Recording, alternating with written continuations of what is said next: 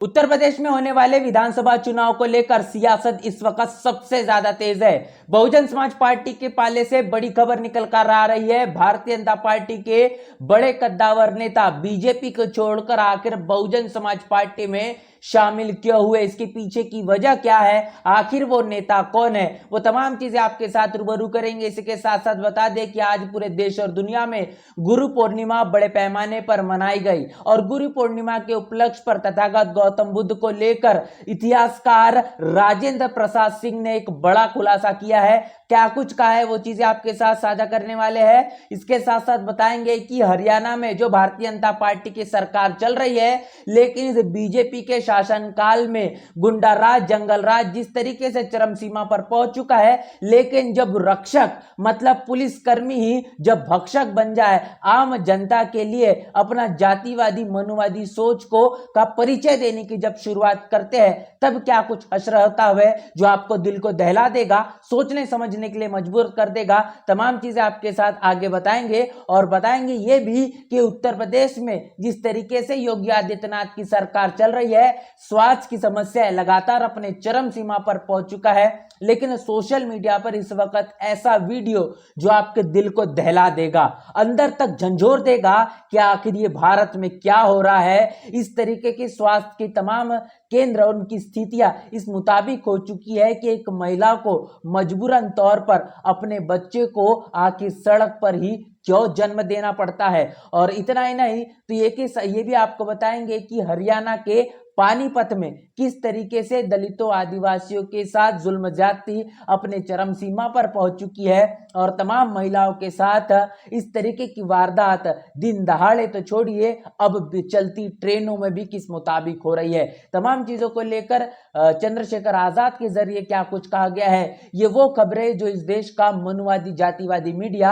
आपके साथ साझा नहीं करता, उन तमाम खबरों को लेकर आपके बीच में हाजिर हो चुका हूं। मैं हूं पराग महेंद्र, आप देखना शुरू कर चुके हैं नेशनल चौपाल। इस वक्त की सबसे बड़ी खबर से आपको रूबरू कर रहे हैं जो निकल कर आ रही है उत्तर प्रदेश से। उत्तर प्रदेश में बहुजन समाज पार्टी आने वाले विधानसभा चुनाव को लेकर अपनी सियासत जिस मुताबिक तेज करने के साथ साथ संगठन को भी हर एक स्तर पर चुस्त और दुरुस्त करना शुरू कर चुकी है, जिसका यह प्रभाव देखने को मिल रहा है कि तमाम राजनीतिक पार्टियों के नेता लगातार बहुजन समाज पार्टी से प्रभावित होकर इसकी सदस्यता लेना शुरू कर चुके हैं। और इसको बता दें, इसी तमाम मद्देनजर रखते हुए बहुजन समाज पार्टी के राष्ट्रीय महासचिव सतीश चंद्र मिश्रा, इनके नेतृत्व में अनुसूचित जाति मोर्चा भारतीय जनता पार्टी के पूर्व राष्ट्रीय महामंत्री और राष्ट्रीय सफाई कर्मचारी के मजदूर संघ के जो संस्थापक राष्ट्रीय अध्यक्ष महेंद्र सिंह वाल्मीकि, इन्होंने अपने अनेकों साथियों के साथ बहुजन समाज पार्टी का दामन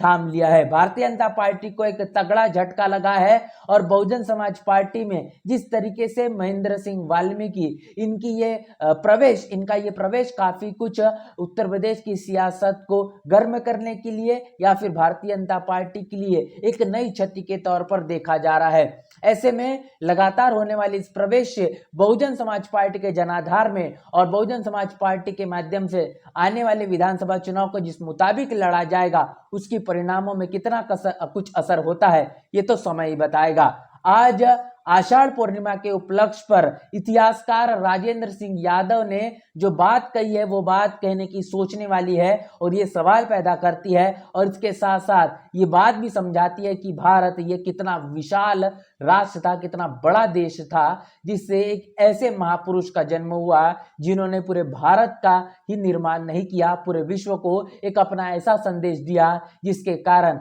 आज सिर्फ भारत नहीं पूरी दुनिया में जिनका नाम जाना पहचाना जाता है और जिनके दिखाए गए रास्ते पर चलकर लोगों ने अपने देशों को एक ऐसे विकसित देश के तौर पर बदल दिया जिसकी संकल्पना, जिसका विचार नहीं किया जा सकता। और ये बात राजेंद्र प्रसाद सिंह इनके जरिए की जा रही है, जिन्होंने कहा है कि जिस गुरु को भारत ने छोड़ दिया, उसी गुरु को अपनाकर अनेक देश तरक्की पर है। बधाई गुरु पूर्णिमा की। तथागत गौतम बुद्ध को यहाँ पर चिन्हित करते हुए साफ तौर पर इतिहासकार राजेंद्र प्रसाद सिंह ये कह रहे हैं कि जिनका जन्म भारत में हुआ, लेकिन उनके दिखाए गए रास्ते को भारत ने जिस मुताबिक अपने जिंदगी में परिवर्तित करने का काम नहीं किया, लेकिन उसको अंगीकृत करने का काम दुनिया के जरिए तमाम देशों के माध्यम से किया और उन देशों का आमूलचूल परिवर्तन भी हुआ। जिस गुरु को भारत ने छोड़ दिया, लेकिन अनेकों देशों ने उस गुरु को अपनाया और अपनी ऐसी तरक्की की कि आज भी हम देख पा रहे हैं कि जापान और तमाम ऐसे विकसित देश अपने आप में इतने अनेकों समस्याओं और भूकंपों और सुनामियों के चलते निस्नाबूद हुए, लेकिन अपने पैरों पर उनको खड़े होने के लिए ज्यादा वक्त नहीं लगा, क्योंकि वो जिस रास्ते पर चलते हैं वो तथागत गौतम बुद्ध का रास्ता है, जो धम्म का रास्ता कहा जाता है। इसके साथ साथ खबर जो ये है, जो हरियाणा के हिसार से निकल कर आ रही है, और हरियाणा के हिसार में जब रक्षक ही भक्षक बन जाए, जो वारदात निकल कर आ रही है वो आपको सोचने समझने को मजबूर कर देगी कि आखिर भारत में हो क्या रहा है। ये खबर है हरियाणा से, जहां पर भारतीय जनता पार्टी की सरकार चल रही है और चंद्रशेखर आजाद जो कि आजाद समाज पार्टी के राष्ट्रीय अध्यक्ष है, उन्होंने इस मसले को साझा करते हुए कहा है कि हरियाणा के हिसार जिले के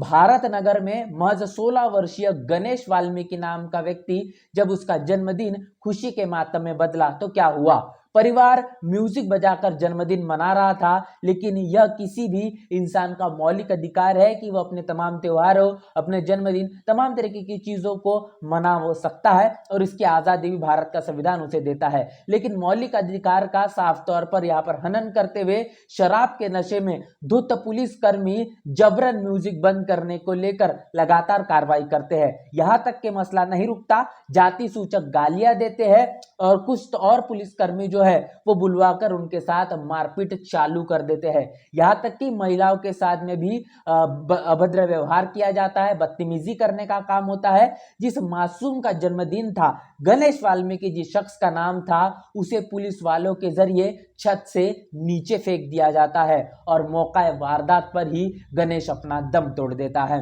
यह कोई सिर्फ हादसा नहीं, ये बात बताती है कि साफ तौर पर दलितों, आदिवासियों को लेकर पुलिसों का रवैया किस मुताबिक है और साफ तौर पर पुलिस के जरिए ये की गई हत्या है। इस घटना को लेकर अत्यंत दुख जाहिर करने का काम चंद्रशेखर आजाद इनके जरिए किया गया है। उन्होंने कहा है कि पीड़ित परिवार के साथ मेरी संवेदनाएं हैं और प्रकृति उन्हें इस असीम दुख को सहन करने की शक्ति प्रदान करे। और मुख्यमंत्री जो हरियाणा में नायब सिंह सैनी है, इनसे सवाल पूछे गए हैं कि क्या हमारे वाल्मीकि समाज के बच्चों को क्या अब खुशी मनाने का भी कोई अधिकार नहीं है? क्या गणेश की हत्या के प्रशासन इस पर क्या चुप रहेगा? इस मसले को अपनी बड़ी बड़ी फाइलों में दफन करने का काम किया जाएगा या फिर इस पूरे मामले को लेकर सही तरीके से संज्ञान के आधार पर उचित कार्रवाई की जाएगी? दोषी पुलिस कर्मियों पर तत्काल क्या उनकी गिरफ्तारी होगी? हत्या का मुकदमा दर्ज किया जाएगा? SC ST अन्य अत्याचार के चलते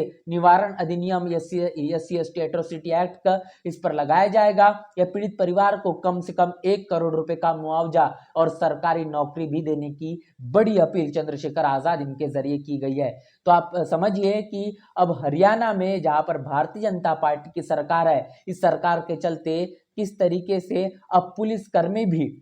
गुंडाराज और जंगलराज के मद्देनजर रखते हुए उसी तरीके से नशे की धुत में लोगों के स्वतंत्रता, आजादी के जो अधिकार भारतीय संविधान के मुताबिक दिए गए हैं, उनको भी छीनने का, हनन करने का लगातार काम कर रही है। और उत्तर प्रदेश के फतेहपुर से जो आपको अंदर तक झंझोर देने वाली तमाम तस्वीरें सोशल मीडिया पर आप तक पहुंच चुकी होगी और आपने अब तक देख चुका होगा कि किस तरीके से एक महिला स्वास्थ्य केंद्र के सामने में अपने बच्चे को जन्म देने के लिए मजबूर हो जाती है। उसके पास कोई दूसरा पर्याय नहीं होता। इसके पीछे की वजह समझिए कि आखिर ऐसा क्यों हुआ।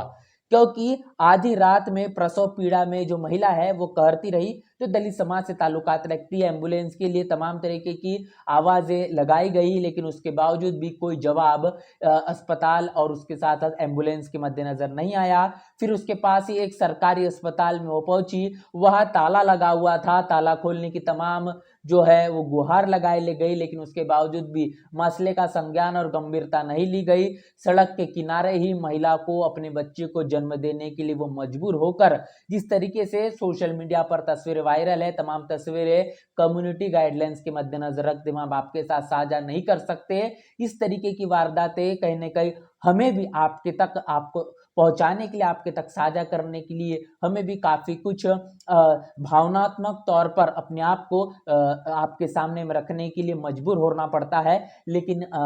जब मामला दलित और आदिवासी ताल्लुक समाज से ताल्लुकात रखने वाला होता है तो इस तरीके की वारदातें मुसलसल होती हुई नजर आती है, जो रुकने थमने का नाम नहीं लेती। इसके साथ साथ आप ये कल्पना करिए कि यह सिर्फ उपेक्षा नहीं है, यह इस बात को भी क्रूरता से दर्शाता है कि किस तरीके से उत्तर प्रदेश में जंगल राज, गुंडा राज अपने चरम सीमा पर तो पहुंच चुका है, बेरोजगारी भी रुकने थमने का नाम नहीं ले रही, लेकिन स्वास्थ्य केंद्र की हालातें इतनी ज्यादा खस्ता है कि प्रसव में पीड़ित जो महिला है वो लगातार अपने बच्चे को इस जन्म देने के लिए दरवाजे का दहलीज पर लगातार अपनी पुकार लगाते रही, लेकिन स्वास्थ्य केंद्र के जरिए उसकी बात नहीं सुनी गई और मजबूरन तौर पर उसे सड़क के किनारे ही अपने बच्चे को जन्म देना पड़ा है। और योगी आदित्यनाथ इस बात को हेलीकॉप्टर से बड़ी गंभीरता से नजर बनाए हुए देख रहे हैं कि आखिर तमाम कांवड़ यात्री कैसे 700 करोड़ रुपए की इनकी तमाम योजनाओं के मुताबिक पैसा खर्च करने के बाद वो सही सलामत अपने स्थान पर पहुंच पा रहे या नहीं। प्रधानमंत्री मोदी या फिर हो योगी आदित्यनाथ, इनकी नजर इस बात पर है कि प्रयागराज में आयोजित महाकुंभ में 7,500 करोड़ रुपए खर्च कर कैसे उत्तम व्यवस्थाएं मुहैया करवाई जाए। लेकिन जिस तरीके से स्वास्थ्य की तमाम सेवाएं उत्तर प्रदेश के तमाम इलाकों में, गांव कस्बों में जिस मुताबिक होनी आवश्यक है, जो सबसे ज्यादा प्राथमिकता स्तर पर है, उसको लेकर नजरअंदाजगी बड़े पैमाने पर जारी है। इसके साथ साथ एक और खबर आपके साथ रूबरू कर रहे हैं, जिसको लेकर चंद्रशेखर आजाद ने कहा है कि हरियाणा के पानीपत में रेलवे स्टेशन पर 35 वर्षीय महिला है, इसके साथ चलती ट्रेन में 3 दरिंदों ने सामूहिक रूप से बलात्कार किया। बलात्कार के बाद क्रूरता से ट्रेन से नीचे उसे फेंक दिया और यहां तक कि नहीं, वह खून से लथपथ थी, रेलवे ट्रैक पर पड़ी मिली, उसका एक पैर टूट चुका था। और बात यहां तक कि नहीं रुकती, यह घटना सिर्फ एक महिला के साथ बर्बरता नहीं है, ये बात बताती है कि पूरे समाज, प्रशासन, रेलवे तंत्र की संवेदनाएं उजागर करने वाली पूरी की पूरी घटना है। क्या ये हमारे देश में महिलाओं की सुरक्षा का असली चेहरा है? इस देश में इस सरकार ने इस मुताबिक सत्ता में आने का काम किया, बार बार बड़े बड़े मंचों से नारा लगाया, बेटी बचाओ और बेटी पढ़ाओ, लेकिन आप इन वारदातों से इस बात का अंदाजा लगा पाएंगे न बेटी बच पा रही है, ना फिर बेटी पढ़ पा रही है। इस मामले को लेकर अश्विनी वैष्णव रेलवे मंत्री से इस पूरे के पूरे घटना का संज्ञान लेने की बात चंद्रशेखर आजाद के जरिए कही गई है और उन्होंने इस मामले को लेकर बेहद गंभीर जो है अपने प्रतिक्रिया दी है। उन्होंने कहा है कि जब यह मानवीय तौर पर यह पूरी वारदात हो रही थी, अपराध चलती ट्रेन में हो रहा था, तब रेलवे प्रशासन और पुलिसकर्मी आखिर थे कहां? क्या सीसीटीवी कैमरे, गार्ड, कोच, अटेंडेंट, ये तमाम लोग, एजेंसियां सिर्फ और सिर्फ ट्रेन में क्या नाम मात्र खाना पूर्ति के लिए होती है? क्या सिर्फ औपचारिकता बनाने के लिए ही ये क्या ट्रेनों में इनकी मौजूदगी होती है? आखिर क्यों इस तरीके की तमाम वारदातें मंजिल मुकाम तक पहुंचाने का काम किया गया, लेकिन किसी भी तरीके से दूर दूर तक कोई भनक नहीं लिखी। इस जघन्य अपराध को लेकर सोनीपत और पानीपत रेलवे स्टेशन पर हड़कंप मचा हुआ है, मगर इस महिला के साथ जो अस्मिता को लगातार कुचलने का काम किया है, इस पर पूरा का पूरा सिस्टम सोता रहा है, संज्ञान अभी भी नहीं लिया गया है। इस पूरे मामले को लेकर चंद्रशेखर आजाद ने अपनी आवाज जो प्रतिक्रिया देकर अपनी आवाज बुलंद की है और पीड़ित परिवार और खासतौर पर इस महिला के साथ जो बर्बरता हुई है, इस मामले को लेकर सही तरीके से जांच हो और तमाम पुलिसकर्मी और जो भी लोग इस मामले में कहने के मद्देनजर है या फिर जो दोषी है, उन पर कड़ी से कड़ी कार्रवाई हो, ये बड़ी अपील चंद्रशेखर आजाद इनके जरिए की गई है। ये तमाम वो खबरें जो इस देश का मनुवादी जातिवादी मीडिया आपके साथ साझा नहीं करता, उन खबरों को हमने आपके साथ रूबरू किया है। इनको लेकर आपकी क्या राय है, आपकी क्या प्रतिक्रिया, लिखकर कमेंट बॉक्स में जरूर बताएं। बने नेशनल चौपाल के साथ मिलते हैं वीडियो में, तब तक के लिए जय भीम, जय भारत।